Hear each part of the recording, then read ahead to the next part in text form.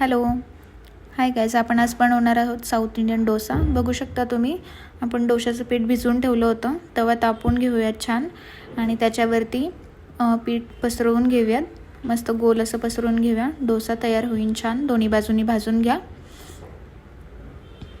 त्याच्यानंतर बटाटे उकडून घेतले होते आपण, ते सोलून घ्या आणि बारीक असं चिरून घ्या. एकदम गाळ केल्यासारखं त्याचा. कांदा चिरून घ्या बारीक, एकदम चॉप करा त्याला.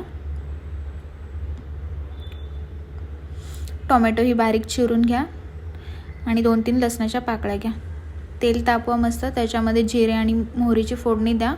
कांदा परता, लसूणही परता बारीक चॉप केलेला. टोमॅटोही परतून घ्या आणि बटाटा टाका त्याच्यामध्ये आणि वरतून मीठ आणि हळद टाका चवीनुसार आणि मिक्स करून घ्या त्याला. छान असा बटाटा तयार होईल. अशा पद्धतीने आपला डोसा तयार आहे. थँक्यू.